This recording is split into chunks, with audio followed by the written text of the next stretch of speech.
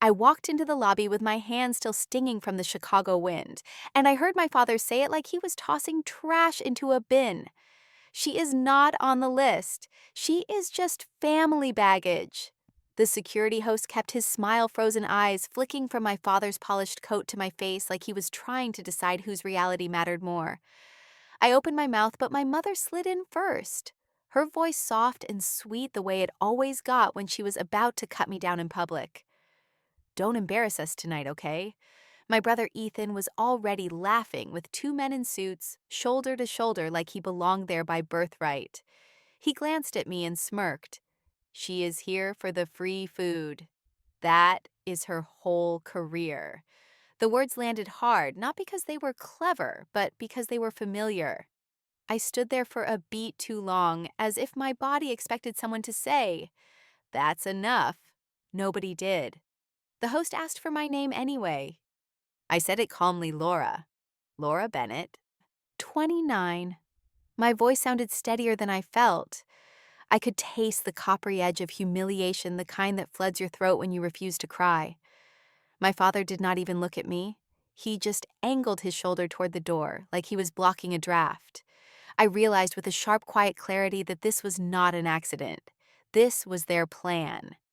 Exclude me at the entrance, make me beg, then act generous when they let me in. A holiday lesson delivered with smiles. I wish I could tell you I confronted them right there. I did not. That night I learned something: you do not win against toxic family by yelling. You win by letting the system speak. I want you to hold on to that because it is the only reason I did not break in that lobby. Because in a few hours, the same people who were treating me like a coat check inconvenience would be forced to listen when the truth was said out loud. Not by me screaming, by paperwork, by names on documents, by signatures that decide who moves and who does not. Let me back up for half a breath, just enough so you understand who I am and why my family was so comfortable humiliating me. My name is Laura Bennett. I am 29 years old. I am single, not because no one wanted me, but because I learned early that peace costs more than romance, and I was busy buying peace with discipline. I work in quiet finance, the kind where you do not post your wins online because you do not want anyone asking how you did it. Real estate finance, underwriting, compliance, the parts of the world where a building is not a building, it is a stack of agreements, a web of liability, a set of permissions. My father, Ray, is the kind of man who believes money makes him right. My mother, Denise, is the kind of woman who says she wants unity while sharpening the knife behind her words. Ethan, my older brother, is the golden child. He can fail loudly and still get applauded. I can succeed silently and still get questioned. The party they dragged me to was their stage. A Christmas party in the Loop inside a gleaming building with marble floors and brass plaques that smelled faintly of lemon polish. Ethan had been bragging for weeks about hosting it. He was telling anyone who would listen that he was closing a big deal, that he had finally made it, that this was his year. My father ate it up because Ethan is his proof that the family name still carries weight. And me, I was the contrast. The reminder that not everyone in the family turned into the version Ray wanted. A few seconds after my father called me baggage, the host cleared his throat and said there was no Laura Bennett on the list. My mother offered a tight smile. "See, this is why we told you to confirm with Ethan." Her tone made it sound like I was careless, like I had shown up uninvited to my own blood. Ethan raised his eyebrows and shrugged for his friends like, "What can you do then?" Leaned closer to me and whispered, "Try not to make it weird. There are important people here." My father added, "Stay out of adult money talk tonight. Just smile." I felt something inside me compress like a fist closing slowly. Then my phone buzzed in my coat pocket. One clean vibration. I glanced down without moving my face. A message. "Council is on site. Confirm you will attend." For a split second, the lobby noise faded. I could hear my own breathing. The host looked at his screen again, and I saw it the smallest change. His eyes narrowed, then widened just a touch.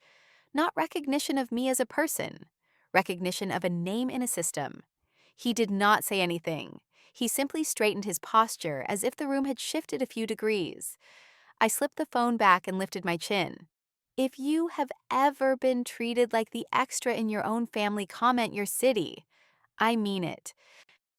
I want to know how far this reaches because people like my father count on silence. The host finally said he could add me as a +1 under my mother's name. A +1. At my own family event. My mother exhaled like she had done me a favor. My father walked ahead without waiting. Ethan rejoined his friends. I followed quiet measured, letting the sting spread through me and settle into something colder. As we stepped deeper into the building, I passed a wall of brass plaques. Names of entities, ownership groups, management companies, all arranged like trophies. I did not stop, but my eyes did. There it was, the one I knew by heart, the LLC that held the threads everyone else was tugging at without realizing. My stomach turned not from fear, but from the weight of what was coming. They had no idea the building had one rule tonight. No one moves without my signature. I was not raised in a house where people shouted or slammed doors or threw things. If you were looking for obvious cruelty, you would not have found it at our dinner table. What you would have found instead was something quieter and sharper. It was the kind of harm that does not leave marks, but teaches you where you belong. Or, more accurately, where you do not. Some of my earliest memories sit at that table in our suburban Chicago home, where the wood was always polished and the food was always hot, and the conversation always followed the same pattern. My father Ray would come home from work already carrying the authority of the day with him. He would sit at the head of the table and loosen his tie as if the world owed him rest. My brother Ethan would talk first because he always did. He would describe something he had done or planned to do or almost done. A school project, a business idea, a half-finished ambition that my father treated like proof of destiny. Ray would nod and smile and say things like, "That is my boy," or "You have always had a head for opportunity." My mother Denise would beam as if Ethan were performing just for her. When I spoke, it was usually to add something small or practical. I might mention a detail or ask a question or try to explain something I had learned. Almost every time my father would cut in before I finished. He would talk over me without even realizing it. Or he would turn the conversation back to Ethan with a joke about how I was always thinking too much. Denise would laugh softly and say we are just teasing, as if that erased the sting. The first time I noticed it, I was maybe 8. I had spent the afternoon helping my mother prepare dinner, and I was proud because I had learned how to measure without spilling. At the table, Ethan bragged about a test he had passed, and Ray praised him like he had closed a deal. I opened my mouth to say I had helped cook, and Ray interrupted me to ask Ethan what college he was thinking about someday. I sat there with my hands folded and felt something slide into place. Not anger, not sadness, understanding. I learned that in this house, attention was not shared. It was awarded. As I got older, the pattern sharpened. When Ethan failed, it was framed as learning. When I succeeded, it was framed as luck or convenience. If Ethan forgot something, Denise rushed to fix it. If I forgot something, she sighed and asked why I could not be more organized. Ray started using words like practical and complicated when he talked about me. Practical meant small. Complicated meant inconvenient. At family gatherings, relatives would ask Ethan about his future, while asking me if I was still figuring things out. Ray would clap Ethan on the back and tell stories that grew bigger each time he told them. I would stand beside my mother, holding plates, and watching the story change shape around me. Whenever I tried to point out the imbalance, Denise would say, "We are just teasing," or "You are too sensitive," or "You know your father does not mean it that way." Those phrases became walls. You could not push against them without being told you were the problem. By my teens, I understood something important. In our family, love was a currency. It was given in exchange for alignment. You earned it by fitting into the story Ray wanted to tell about us. Ethan fit easily because the story was written for him. I did not because I asked questions and preferred quiet and did not perform confidence on command. I was not hated. I was dismissed. That distinction matters because dismissal teaches you to shrink instead of fight.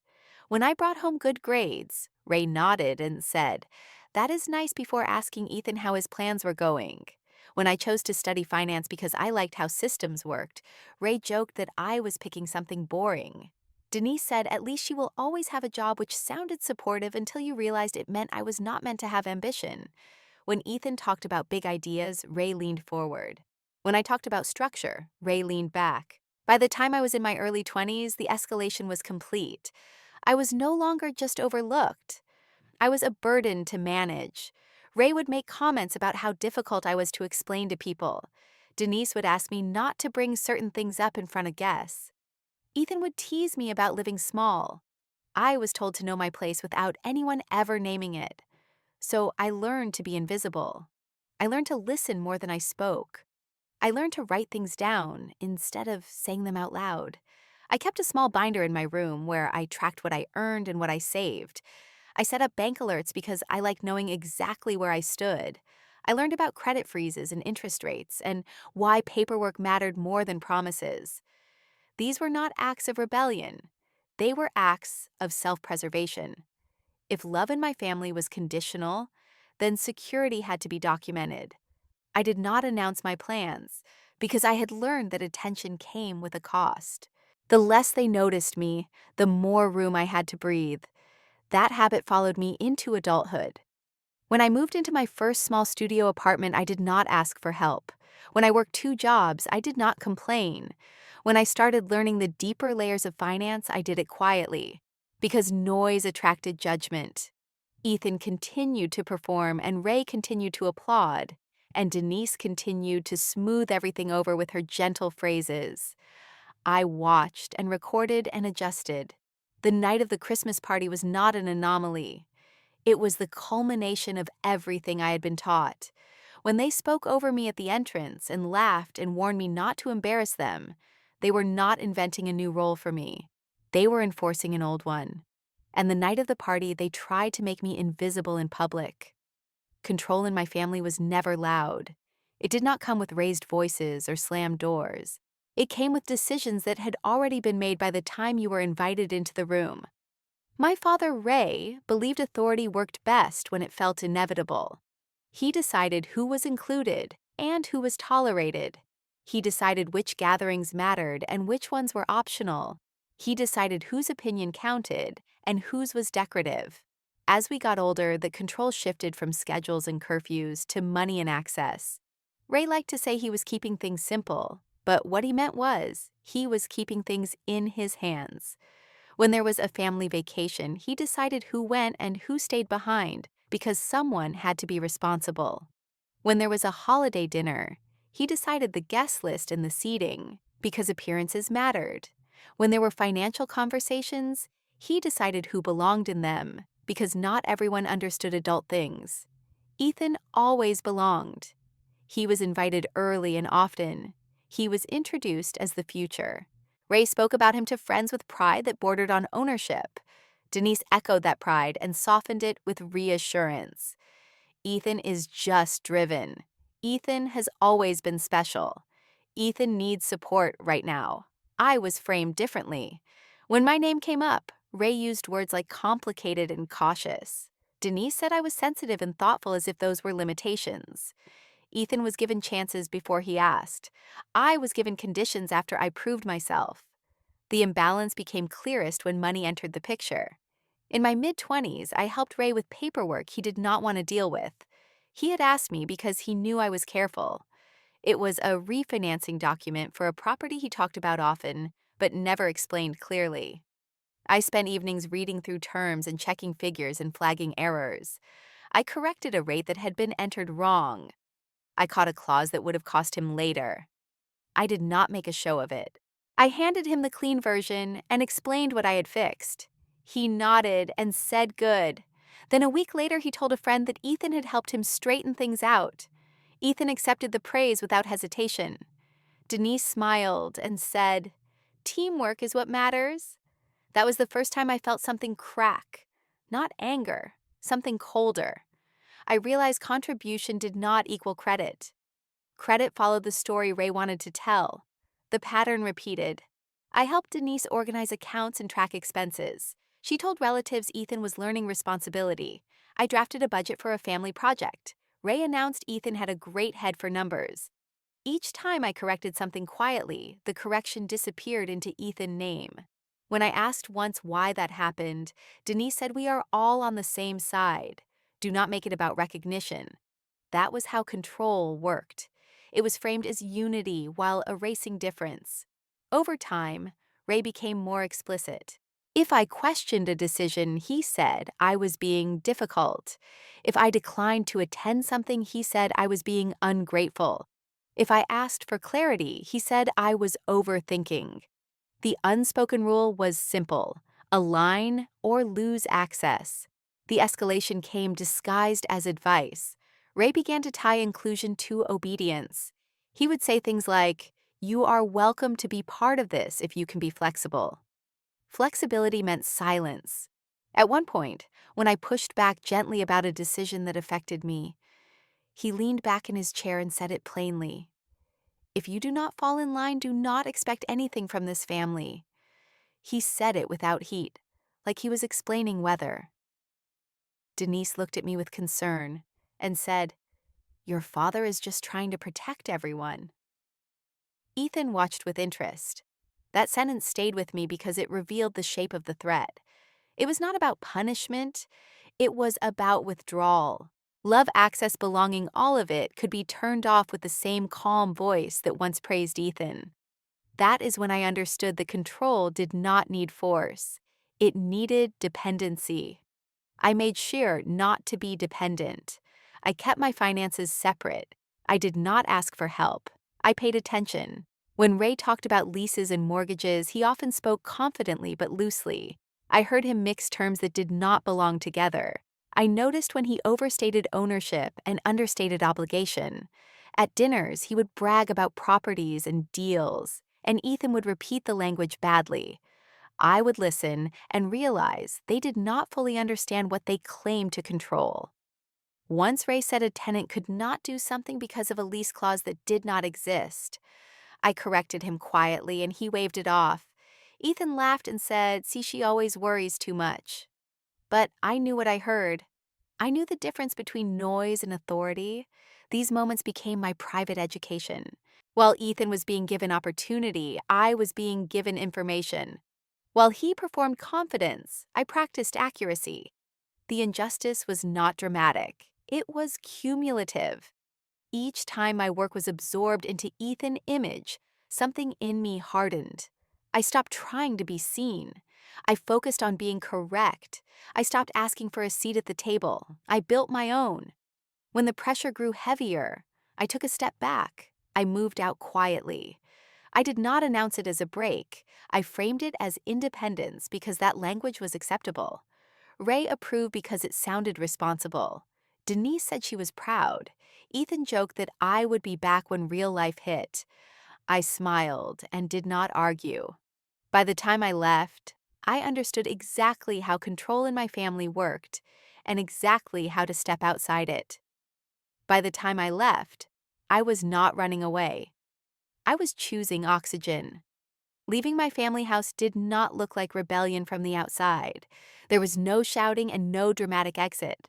I packed my things in stages so no one would notice all at once. A box here, a bag there, until one morning I carried the last load down the front steps and closed the door behind me. Chicago greeted me with winter, the kind that strips everything down to essentials.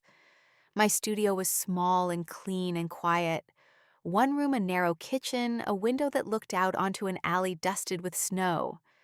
It was not impressive, and it did not need to be. It was mine. The first night I slept there, I woke up before dawn because the city was still, and the silence felt unfamiliar. Not empty, just honest. I made coffee and watched the snow fall between buildings, and realized something simple. Nobody could take this space from me because nobody had helped me earn it. That was how I began to live quietly on purpose. I worked during the day and studied at night. I did not talk about what I was learning because I did not need an audience. I took classes that taught structure instead of hype. I learned how contracts were built and why details mattered. I took notes by hand because writing slowed my thinking in a way that made it sharper. I planned weeks ahead because planning reduced dependence. This was not ambition as my family understood it. It was discipline. The kind people my age admired quietly because they had learned the cost of chaos. I kept my expenses low and my records precise. I paid attention to credit reports and savings goals and the difference between growth and noise. I did not tell my parents about my schedule because it would have invited commentary. I did not ask Ethan how his projects were going because I already knew the shape of the story he would tell. Still, the control tried to reach me. Messages arrived with the same rhythm they always had. You will come crawling back. That was Ray's favorite line dressed up as concern. Denise sent softer versions. We miss you. This phase will pass. Ethan sent jokes about how real life would teach me lessons soon. He liked to brag even when there was nothing to brag about. He sent photos from offices he did not work in and talked about meetings that never led anywhere. I did not respond. Silence was not punishment. It was insulation. The more space I created, the clearer things became. Without the constant pressure to perform, I could see how much energy I had spent managing other people's reactions. I stopped doing that and used the time instead to build something boring and strong. I started my first LLC on a cold afternoon when the city felt especially gray. The process was not dramatic. Forms, fees, waiting. I remember thinking how little ceremony there was around something that would change how I moved through the world. Paperwork is power when you know how to use it. That sentence became a private mantra. I learned the difference between owning something in name and controlling it in practice. I learned how entities protected people who understood them and trapped people who did not, who I did not tell anyone in my family because I knew they would either dismiss it or try to claim it. I let them believe I was drifting. Letting people underestimate you is a kind of leverage if you are patient. There were nights when doubt crept in, when I sat alone in my studio, listening to the city hum, and wondered if I was making things harder than they needed to be. Those were the moments I opened my binder and reviewed what I had done. Progress is quieter than approval, but it is steadier. I reminded myself that safety came from clarity, not permission. My work grew slowly and honestly. I took on tasks others ignored. I learned compliance rules that most people found tedious.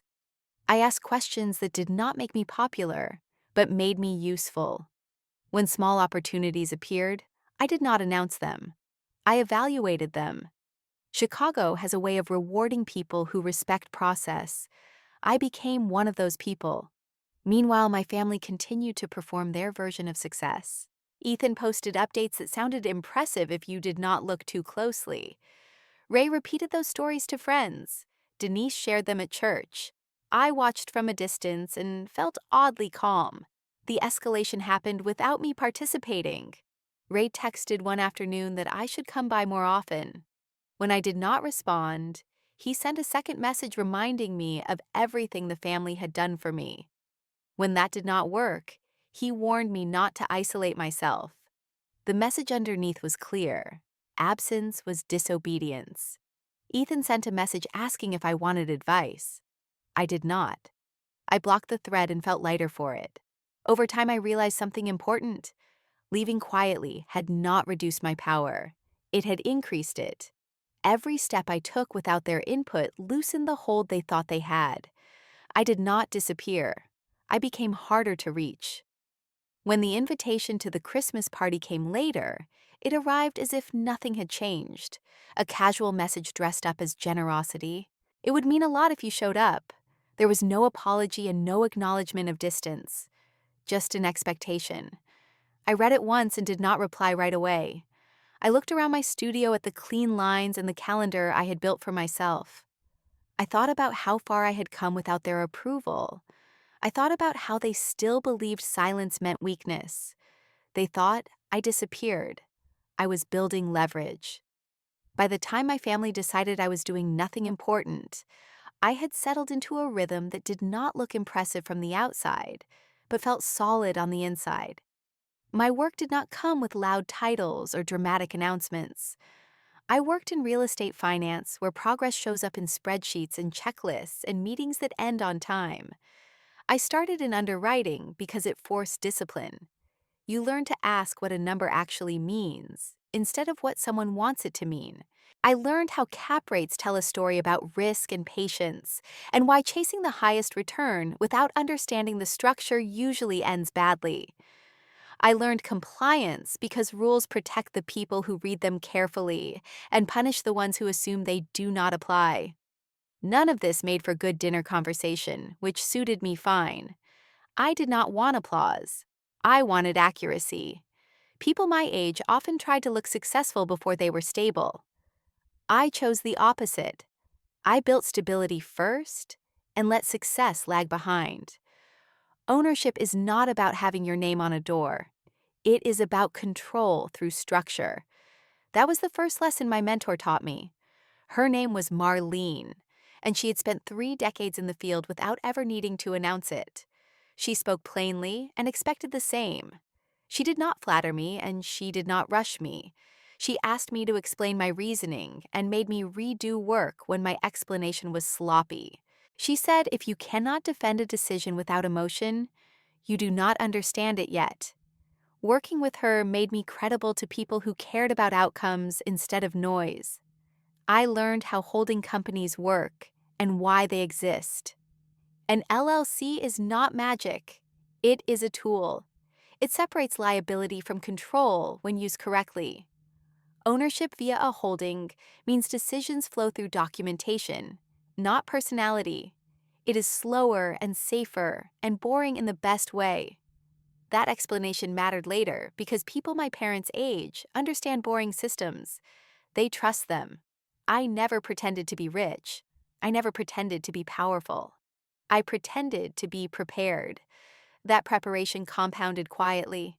I reviewed leases line by line and flagged inconsistencies others missed. I helped teams assess risk instead of chase headlines. When deals worked, it was because the foundation was sound, not because anyone had been clever. The family never asked about the details. They asked vague questions meant to measure status. "What do you actually do all day?" Ray asked once with a smile that was already dismissive. I said I work at a desk, and he laughed. "You work some desk job." Ethan repeated it later like a punchline. Denise told relatives I was doing something with numbers. It was easier for them to believe I was small than to imagine I was competent. I did not correct them. Credibility does not require an audience. It requires consistency. The more I learned, the more I recognized how casually my family used words they did not fully understand. They talked about ownership as if it were a personality trait. They talked about leverage as if it were confidence. I listened and took notes. I watched how decisions stalled when no one could sign off. I saw how projects waited for approval that never came because the right authority was not present. That gap fascinated me. Authority is not volume, it is placement. The first time I was looped into a conversation that required real approval, I felt the weight of it. An email crossed my screen with a subject line that read, "Refinance principal approval required." No one explained it. They expected me to know. I did. That was the moment I understood where quiet power lives, not in speeches, in permissions. I worked longer hours without talking about them. I built relationships without advertising them. Tina from property management became a familiar name because she did not waste time. When she said, "We will have your packet ready," she meant everything would be in order before anyone asked. Those small assurances meant more than praise. They meant trust. Each correct decision reinforced the next.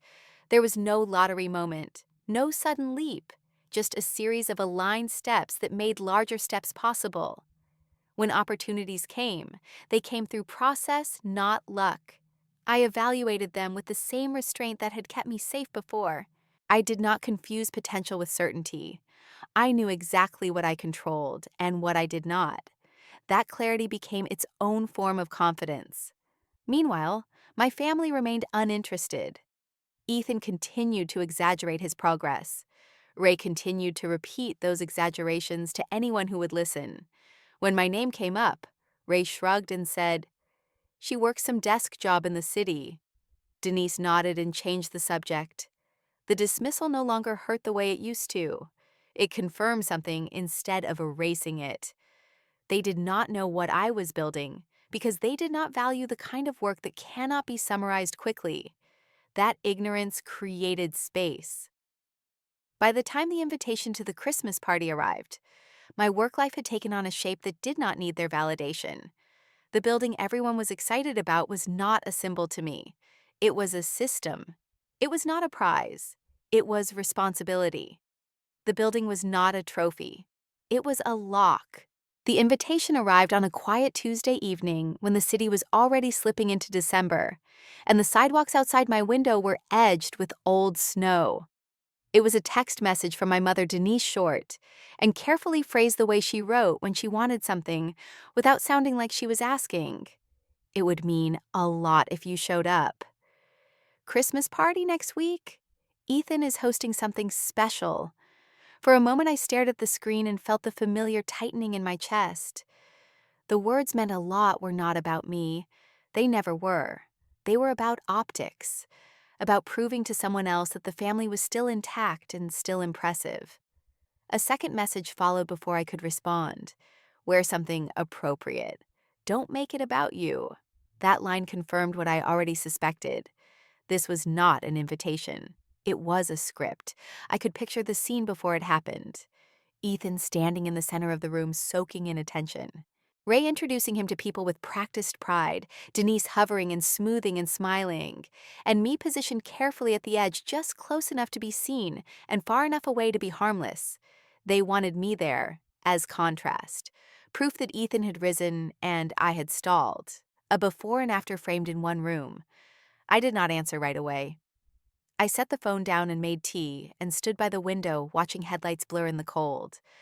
I thought about how invitations in my family always came with conditions. Attend, but do not speak too much. Be present, but not visible. Support, but do not compete. This one was no different. The escalation came later that night when Ray called. He did not ask how I was. He did not mention Christmas. He went straight to the point. "Don't talk money tonight. You are not part of that." He said it as if he were setting a rule for a child. I could hear Ethan in the background laughing about something. Ray continued. "There will be business people there. Important ones. Just stay out of it and enjoy yourself." Enjoy yourself meant observe quietly. I listened without interrupting. When he finished, I said okay and ended the call. My hands were steady, but my jaw hurt from clenching. The injustice was not that they underestimated me. It was that they assumed my role without asking if I accepted it. That assumption had powered our family for years. This invitation was simply the most public version of it. The value of the moment was not in the insult, but in the clarity. I understood exactly why they wanted me there. They wanted me to witness Ethan's moment and internalize my place beneath it. They wanted me to absorb the story they were telling the world and accept it as truth. I recognized the trap because I had spent years learning how narratives are constructed. I also knew something they did not. I did not need to perform to be present. I could attend without playing the part they assigned. The question was not whether I should go. It was how. I replied to my mother the next morning with a simple message. "I will be there. Nothing more. No questions, no reassurance." I could almost feel her relief through the screen. Ray followed up with logistics, time, address, parking, as if this were a courtesy, as if I were being included. He reminded me again to dress appropriately. I agreed. That word appropriate had always meant neutral, invisible. I chose something simple and clean, nothing flashy, nothing apologetic. Before the day arrived, I sent one more message. It was not to my family. It was to counsel, short and factual, confirming attendance, no explanation, no context. I did not tell anyone else. Secrecy was not strategy, it was protection. I knew that if I hinted at anything, it would leak. Ethan would boast, Ray would posture, Denise would smooth it over. Silence kept the ground stable. As the party approached, messages from my family grew lighter. Denise sent a smiling emoji and said she was glad I was coming. Ethan joked that it would be fun. Ray reminded me not to be late. None of them asked why I had been distant. None of them acknowledged the space between us. The invitation was not about repair. It was about presentation. The night before the party, I laid out my clothes and reviewed my calendar. I checked my notes and confirmed times. I treated it like any other obligation that required preparation. Emotion does not change outcomes. Process does. I slept well. On the day itself, the city was sharp and bright. I took the train and walked the last few blocks alone. As I approached the building, I saw banners and lights and people arriving in groups. Laughter spilled onto the sidewalk. For a moment I paused and felt the old instinct to turn away, to protect myself by absence. I let it pass. Avoidance would only preserve the pattern. I stepped forward because sometimes the only way out is through. The moment I stepped through the revolving door, I felt the shift. The warmth inside contrasted sharply with the cold I had just come from, but there was no comfort in it. A host stood behind a podium checking names, while guests flowed past laughing and greeting one another. When I gave my name, he frowned slightly and scrolled again. He looked up and said, "I do not see you on the list." The words landed softly, but the message was clear. I waited. Before I could speak, my mother Denise appeared at my side like she had been summoned. She smiled at the host and then turned to me with a warning tone wrapped in cheer. "Don't embarrass us tonight, okay?" She laughed as if it were a joke meant to ease tension, but her eyes told me this was instruction, not concern. Ethan approached moments later, flanked by people I did not recognize. He looked past me at first, then noticed the pause at the door and grinned. "Oh, she is with us," he said, then added loudly, "She is our family charity case." The men around him laughed politely, unsure if it was appropriate, but following his lead. I felt heat rise in my face, but I kept my posture steady. The host hesitated, then added my name with a note as if I were an afterthought. As we moved inside, Ray leaned close and spoke without lowering his voice. "Stay away from the business people tonight. This is not your space." The room opened up into polished floors and soft lighting, and a crowd arranged in clusters that formed and reformed like currents. Music played low enough to allow conversation. Glasses clinked. Names were exchanged. I stood still for a second, orienting myself. Ethan was already in motion, pulling people toward him like gravity. Denise followed, adjusting and smiling. Ray scanned the room, assessing who mattered. I walked behind them unnoticed. The first seating adjustment happened quickly. I reached for an open chair near the main table, and Denise touched my arm. "Oh, sweetie, this seat is saved." She guided me gently away and pointed toward a small table near the coat rack. "You can sit here for now." The now was indefinite. I sat where she indicated, surrounded by coats and servers moving in and out. It was not accidental. It was placement. Guests passed and glanced at me, then looked away. One woman asked Denise quietly who I was, and Denise replied, "A cousin visiting from out of town." I heard it clearly.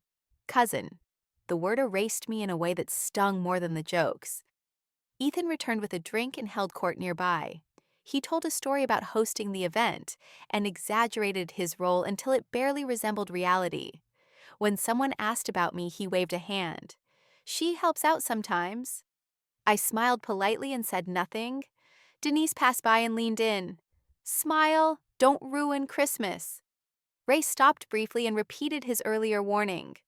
"Stay away from the business people." His tone was firm, now edged with irritation. I nodded and watched him walk away satisfied. Each moment added weight. The jokes got sharper. Someone mispronounced my name and no one corrected them. Ethan laughed and said close enough. A server asked if I was staff, and Ethan said something under his breath that made his friends snicker.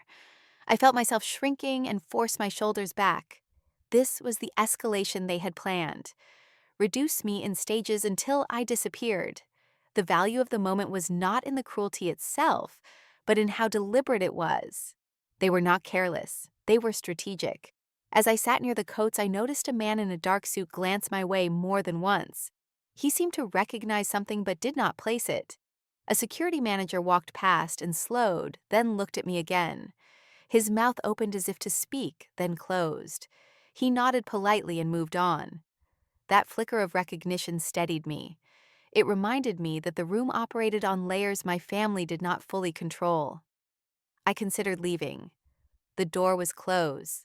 I could step out into the cold and protect myself from another minute of humiliation. The thought passed quickly. Leaving would give them what they wanted, proof that I could be pushed aside. I stayed. If you have ever swallowed your pride to survive family politics comment, I get it. I sat straighter and took a breath. The noise of the room faded into a hum. I focused on what I could control: time, composure, documentation. The next escalation came when Ethan called out across the room, asking if I could move my chair because servers needed space. I moved it without comment. Denise gave me a grateful look that did not reach her eyes. Ray avoided looking at me entirely. The humiliation was complete and public. I had been reduced to background. And then something shifted. A staff member approached Ethan and spoke quietly. Ethan frowned and gestured toward Ray. Ray stiffened and followed the staff member toward the side of the room. Denise noticed and looked around confused. I watched from my seat by the coats as conversations paused and then resumed with a different energy. The staff member returned with a folder. He scanned the room, then looked directly at me. He stopped himself just short of saying my name. His eyes flicked to Ray, then back to me. The room felt smaller suddenly, like it was holding its breath. And then the system asked for the one thing my family could not fake: paperwork. The room changed before anyone spoke. It was subtle at first, the way conversations stalled mid-sentence, and people glanced toward the same corner without knowing why. A man in a charcoal coat stepped in with purpose, holding a slim folder under his arm. He did not look impressed by the room or distracted by the noise. He moved directly to Tina from property management, who was standing near the edge of the crowd. I saw recognition flash across her face, followed by relief. He spoke quietly, but clearly enough that the people nearest turned to listen. "Is Ms. Laura on site?" Tina scanned the room, once then pointed without hesitation. "Yes, she is. She is right there." The man nodded and stepped forward. His voice carried now not because he raised it, but because the room had gone still.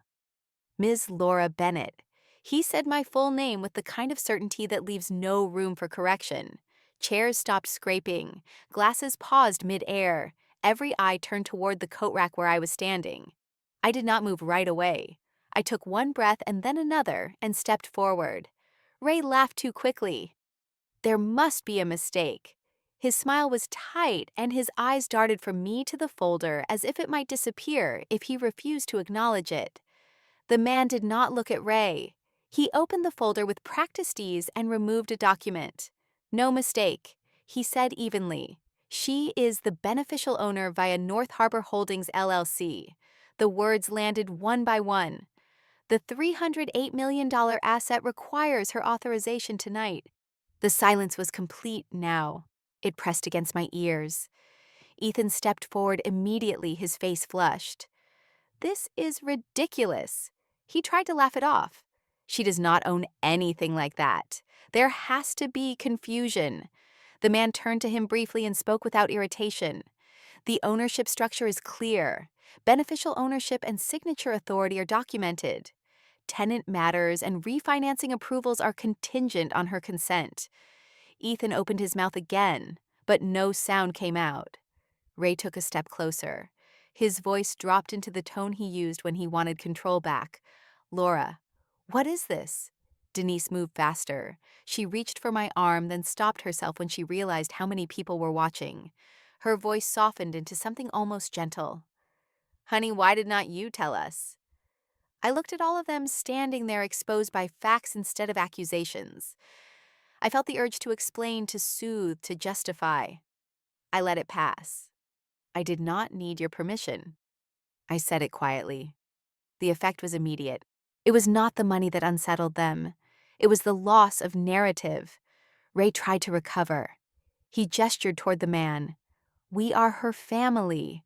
Surely there is some flexibility here. The man closed the folder slightly and met Ray's eyes for the first time.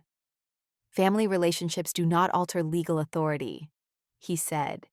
We are here because approval is required tonight.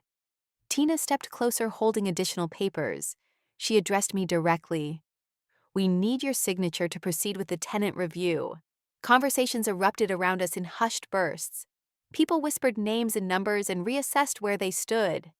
Ethan tried again, his voice sharp now. This is my event. You cannot just come in here and take over, the man replied calmly. We are not taking over. We are confirming authorization. Denise looked between us, panic flickering across her face. Laura, please, she said softly. We could have handled this together. I met her gaze and felt the weight of years settle into clarity. You handled things without me for a long time, I said. The man waited patiently. I nodded once. Proceed. He slid the document toward me and handed me a pen. I signed where indicated. The motion was simple. The impact was not. Ray's shoulders slumped slightly as if the floor had shifted beneath him. Ethan stared at the paper like it had betrayed him personally. Denise pressed her lips together, trying to contain whatever story she was rewriting in her head. The man collected the folder and nodded. Thank you, Miss Bennett. We will move forward accordingly. He turned to leave and Tina followed him, already discussing next steps. The crowd slowly resumed its noise, but it was different now, edged with curiosity and recalculation. People who had ignored me minutes earlier now looked at me with interest. Some smiled uncertainly. Some avoided eye contact. I did not seek any of it. I stepped back to where I had been standing and took a breath. Ray approached me, his voice low. You could have told us. I looked at him and saw something I had never seen before. Fear. I answered simply. You never asked. Ethan stood frozen. Denise wiped at her eyes and forced a smile for the room. The humiliation they had served me had not wounded them. The truth had. That is when I learned humiliation does not hurt them, losing control does. When the folder closed and the attention shifted away from me, I felt the delayed weight of what had just happened settle into my chest. I stepped out of the circle without saying another word and moved toward the quieter edge of the room. My hands were steady, but my breathing was not. I stood near a window and focused on the glass cooling my palm. The pain did not come from the looks on strangers' faces. It came from the knowledge that my own family had chosen to humiliate me publicly and had failed. That kind of pain is specific. It does not explode. It tightens. I did not smile. I did not explain. I did not stay to accept congratulations or questions. I let the moment pass over me like weather. Behind me, the room buzzed with recalibration. Conversations restarted in different tones. Names were repeated with new emphasis. People who had laughed at Ethan jokes minutes earlier now listened more carefully when he spoke and noticed the gaps. I watched my family from a distance without engaging. Ray stood stiffly scanning the room like a man who had lost his map. Denise leaned toward him, whispering urgently, then pulling back when someone approached. Ethan paced with his phone in hand, typing and deleting the same message. None of them looked relieved. They looked exposed. The escalation did not come from volume. It came from panic. Ray finally approached me again, his jaw tight. You are humiliating us. He said it through his teeth as if the accusation might still land. I met his eyes and answered evenly. You did that yourselves. The sentence did not invite debate. It ended it. Denise stepped in quickly, trying to smooth the moment. She reached for my sleeve and then stopped herself again. We should talk later, she said softly. I nodded once. Later was fine. Later was always fine when it meant postponing accountability. Ethan hovered a few steps away, pretending to check his phone while listening to every word. His face held something like disbelief mixed with anger. He wanted to say something sharp and could not find a version that would not make things worse. I did not give him an opening. Silence was the correct response. I stepped away and found a quiet corner where I could breathe without being watched. The pain sharpened there. It was the ache of remembering every joke, every dismissal, every moment at a dinner table where my voice had been cut off. That history pressed against the present and made it heavy. I let myself feel it, because avoiding it would have given it power later. Then I did something small and deliberate. I took out my phone and sent a message. Proceed with review. Document everything. I did not elaborate. I did not need to. That message was not revenge. It was process. It signaled that what had been revealed would be handled correctly and completely. It meant there would be no shortcuts and no favors, and no pretending this had been a misunderstanding. Around me, my family continued to unravel quietly. Ray tried to regain authority by pulling people aside and explaining versions of the story that no longer held.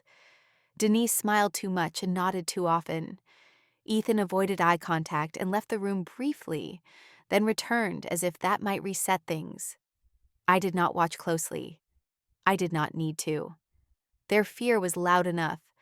I felt it when Ray's voice wavered. I saw it when Denise's hand shook slightly as she adjusted her necklace. I heard it when Ethan's laughter came too late and too sharp. I stayed out of the spotlight because I had never needed it. Power did not come from being seen. It came from being unignorable. I did not give interviews or explanations. I answered questions only when asked, and only with facts. When someone congratulated me, I thanked them and redirected. When someone asked how long this had been the case, I said, long enough. I let the system do the talking. That restraint mattered. It kept the story from becoming personal drama and anchored it in consequence. At one point, Ray returned his voice lowered again. We can fix this, he said. I shook my head gently. This is not broken, I replied. That answer unsettled him more than anger would have. He wanted a conflict he could manage. He got a boundary instead. Denise looked at me with a mixture of hurt and calculation. Ethan looked at the floor. I felt the urge to comfort them rise out of old habit and pushed it down. Comfort had always been the price of my silence. I was done paying it. As the night wore on, the room slowly emptied. Guests left with polite goodbyes and lingering looks. The building returned to its quiet hum. I collected my coat from the rack where it had been placed earlier like an afterthought. As I put it on, I felt the sting again, not from cold, but from memory.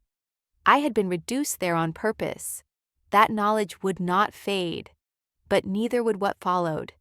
I stepped outside and filled my lungs with cold air. The city felt the same as it always had, indifferent, solid. I walked a few steps and paused to steady myself. I did not feel triumphant. I felt clear. The difference mattered. I understood something fully then. They were not sorry. They were afraid. The audacity arrived the next morning as if the night before had been a minor misunderstanding, instead of a public fracture. My phone lit up while I was making coffee in my studio. Denise's name flashed across the screen. She had not called me casually in years. She preferred texts because they let her control tone. I stared at the phone for a moment, then answered. Laura. Her voice sounded softer than I remembered. Sweetheart. She said it like it belonged in her mouth even though it had not been there for years. The word hit me harder than any insult because it was so strategic. Sweetheart was not affection. It was a tool. We need to talk, she continued. Last night got out of hand. People were confused. I want to clear things up. I listened without interrupting. Denise paused as if waiting for me to reassure her. When I did not, she shifted. Your father is upset? He feels blindsided. We are your family. That line was the hinge she always used to swing the door back toward obligation. I kept my voice calm. What do you want? Another pause. Ray wants a family meeting. Just us. To clear misunderstandings. She said misunderstandings like the problem had been communication, not control. I could hear Ray in the background murmuring. He wanted the meeting not to understand me, but to regain his position. I told Denise I would consider it and ended the call. 10 minutes later, Ray called. He went straight to authority. "We are meeting tonight," he said as if he were scheduling me. "At my house. 7. We need to clear misunderstandings before this gets worse." I let him finish, then answered evenly. "I am not coming to be corrected. If you want to talk, you can ask." There was a sharp inhale on the other end. "Ask." Ray repeated the word like it offended him. "Fine. Can you meet? Tonight? 7. He forced it out. I said I would come if it stayed respectful. He agreed too quickly. That should have warned me. Ethan texted shortly after. He did not say sorry. He did not acknowledge the charity case line. He wrote like we were teammates. "Hey, can we talk? I just need a small favor." The phrase small favor was always a disguise. Ethan never asked for anything small. He asked for access. I did not reply. At 7, I arrived at my parents' house and noticed the lights were on in every room like they were staging warmth. Denise opened the door immediately, smiling too wide. "Sweetheart," she said again. "Come in." Ray was already seated at the dining table with papers spread out in front of him, as if evidence would make him feel in control. Ethan leaned against the counter, pretending to be casual. The first minutes were performance. Denise offered tea. Ray made a comment about the weather. Ethan asked about my commute like we were friendly. Then Ray cleared his throat, and the meeting began. "We need to clear misunderstandings," he said. "Last night made us look terrible." He emphasized us not because he cared about me, but because he cared about their image. Denise nodded sadly. "People were asking questions," she said. "We had no answers. You could have told us," Ethan added quickly. "Yeah, like we could have handled it as a family." I looked at each of them and waited. Ray leaned forward. "We are not here to fight. We just want to understand why you did it like that." He said "did it like that," as if I had planned to embarrass them for sport. I answered quietly. "I did not do anything to you. I signed what I was asked to sign. You were the ones who tried to erase me at the door." Denise's face tightened, then softened again. "Sweetheart," she said, "we were just stressed. You know how your father gets when business people are around." That was her old move. Excuse his control by calling it stress. Ray interrupted. "That is not the point. The point is now there are consequences." He said the word consequences like he had discovered it first. "We need to limit damage." He tapped the papers. "We need you to help us fix this." And there it was, the request hidden inside the apology. Ethan finally stepped forward. "Look," he said, "I am working on some things, some partnerships, and last night made people question what I said. I just need a small favor to smooth things over. Maybe you can make a call, or let me say I am involved with the building, or help me get credit with the right people." He said it like he was asking to borrow a jacket. Ray nodded as if Ethan's request was reasonable. Denise looked hopeful. They did not want forgiveness. They wanted access. Ray added his favorite line, "After all we have done for you." The sentence dropped into the room like a weight. I felt something inside me go still. I looked at him and answered without raising my voice. "Name one thing you did without holding it over my head." Silence followed, sharp and immediate. Denise blinked rapidly. Ethan shifted his weight. Ray's lips pressed into a thin line. He opened his mouth, then closed it. Because the truth was too ordinary to argue with, they had always attached strings. I leaned back and let the memory surface of one specific unfairness. Years ago, when I was younger and still trying to be useful, Ray had brought me paperwork for a loan. He had said it was a formality, just a cosigner to help the family. I had signed because I believed family meant shared responsibility. Later, when the documents came back, my name had been changed and shifted in ways he never disclosed. The burden stayed near me while the benefit moved away. When I asked questions, he called me ungrateful. When I hesitated, he reminded me of everything they had done for me. That pattern was the real inheritance. I looked at Ethan. "You are asking for the same thing again. I said. You want my name, my access, my credibility. You do not want me.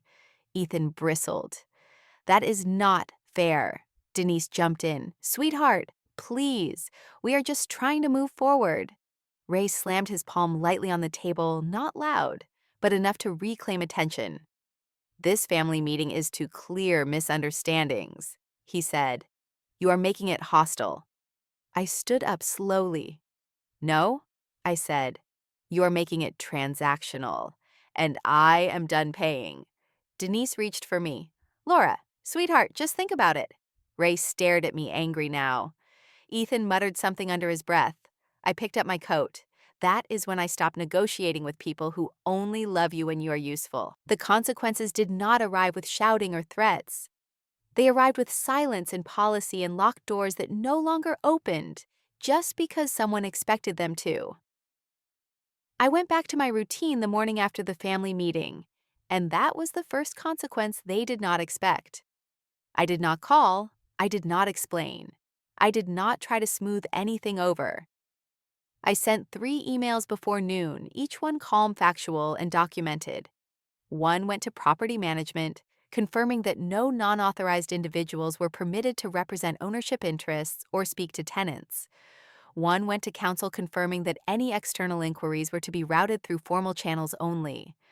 One went to the board liaison requesting a written record of access permissions and a review of prior representations made by third parties. None of it mentioned my family by name. That was the point.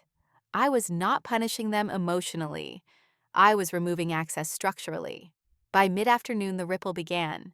Ethan called first, then texted, then called again. He sounded flustered in a way I had never heard. A partner had asked a simple question about his authority, and when he tried to lean on the building name, the door did not open. The venue he had implied he could use was no longer available to him. The tenant perk he had hinted at was suddenly off limits. Someone had checked. Someone had asked for paperwork. He did not have it. He tried to spin. It failed. I did not answer his calls. Ray heard next through his social circle, not from me. A friend from his business group mentioned casually that the ownership structure had been clarified and that it was impressive how clean the governance looked. Ray had been telling people for years that he had influence. Now the influence had been named, and it was not his. The look on his face when he realized others knew he had overstated his role was not something I saw, but I heard about it. That was another consequence. Reputation corrects itself when facts enter the room. Denise tried a different route. She called relatives. She asked them to call me. The message was consistent. Keep the peace, be the bigger person, this is still family. The pressure came in waves, polite, then urgent, then frustrated. I listened to a few voicemails and deleted the rest. When I did respond, it was brief and consistent. I am not discussing access. Please contact counsel for formal matters. That boundary felt new in my mouth, but it fit. The justice was not dramatic. It was administrative. Requests were denied without commentary. Emails were answered with policy attached. Meetings that Ethan assumed he would attend were scheduled without him. Ray attempted to attend a community event at the venue and was informed politely that his name was not on the list. He laughed it off until he realized the list mattered. People noticed. That was escalation without confrontation. The family tried to regroup. They suggested mediation. They suggested dinners. They suggested prayer. They suggested time. None of it addressed the actual issue, which was control. I kept my responses neutral. I attached documents. I forwarded policies. I referenced board guidelines. I did not argue. I did not accuse. I let the system speak because the system does not get tired. The value point for me came when I saw the document trail line up cleanly. Every request logged, every response time stamped, every representation corrected. This was justice that could stand up to scrutiny because it was not personal. It was accurate. Ethan lost face again when an associate mentioned that he had overstated his reach. Ray lost more when a longtime friend asked him directly why he had claimed influence he did not have.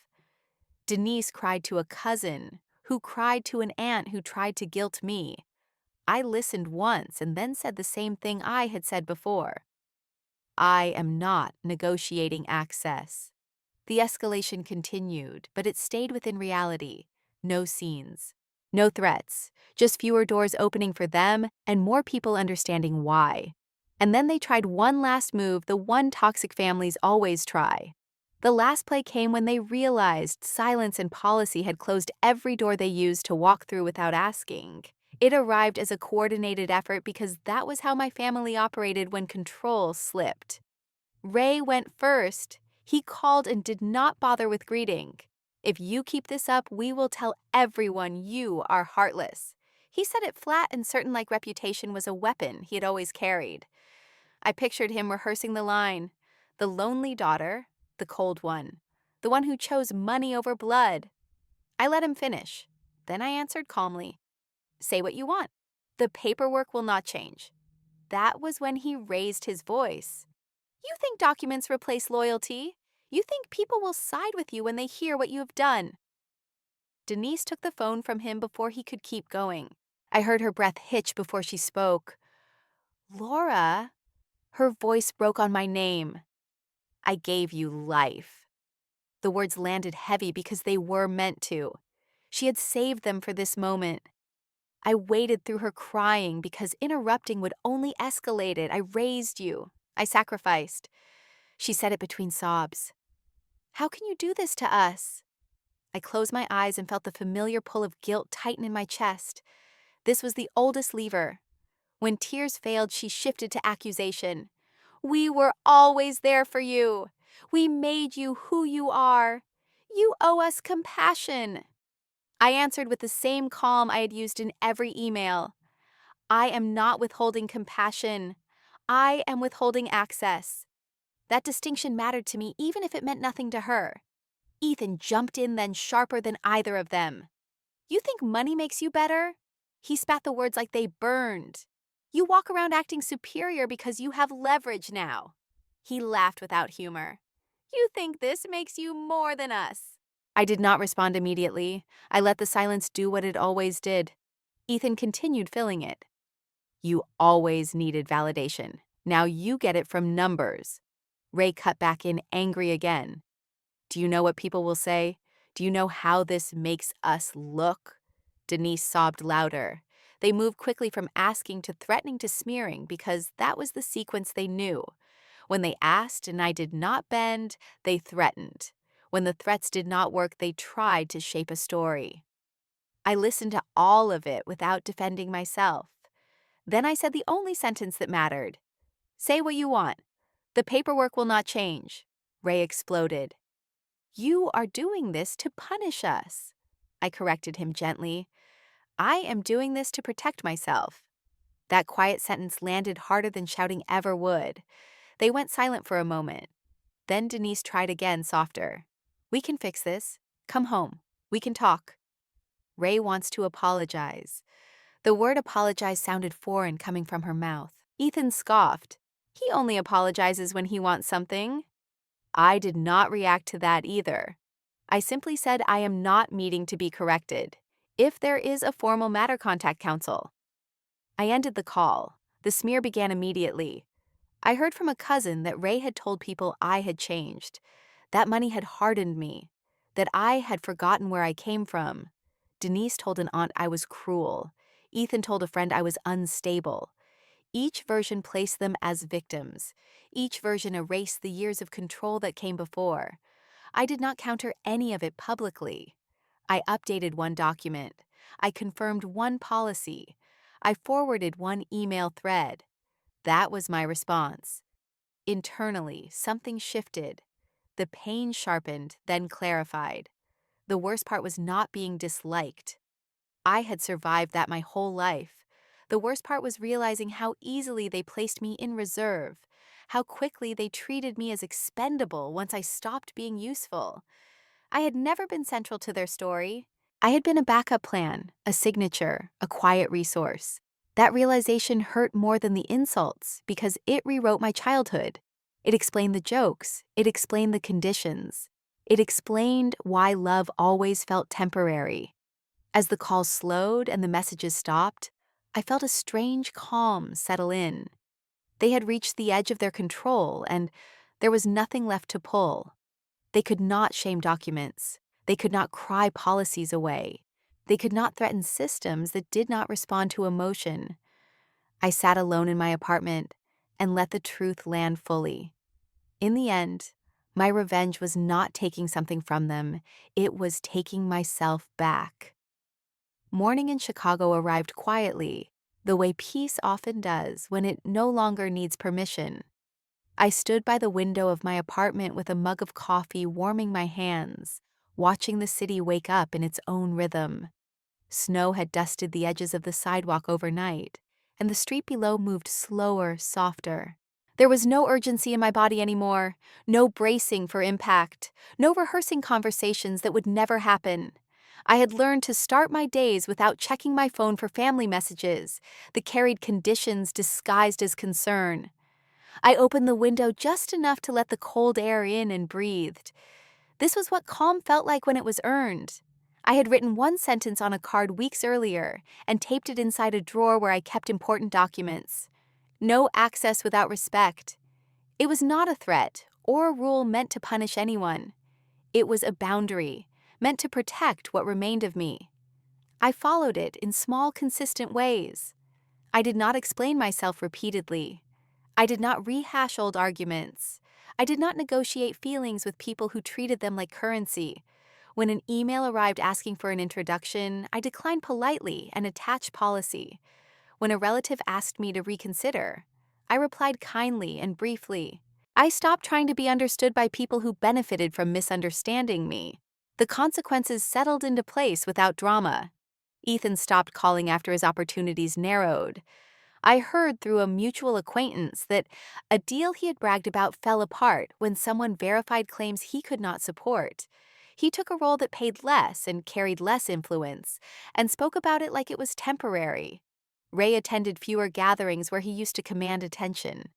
He smiled the same way, but people listened differently. He had not been exposed loudly. He had simply been clarified. Denise sent one last message weeks later, asking if I was happy. I read it and did not answer, because happiness was no longer something I needed to justify. I built a life that fit me, rather than one that tried to contain me.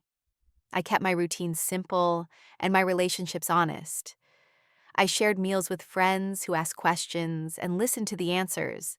I dated slowly and chose people who did not need me to shrink to feel secure. I slept better. I laughed easier. I stopped apologizing for being steady.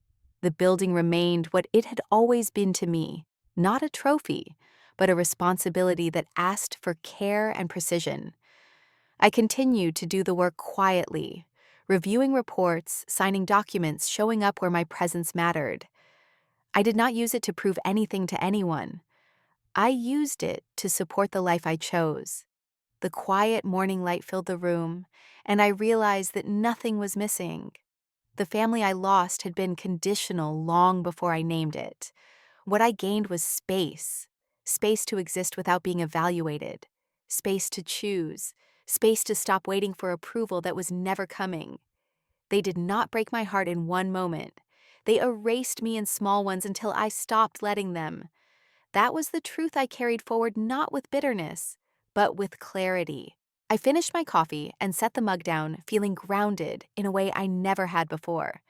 Freedom did not arrive with applause. It arrived with consistency.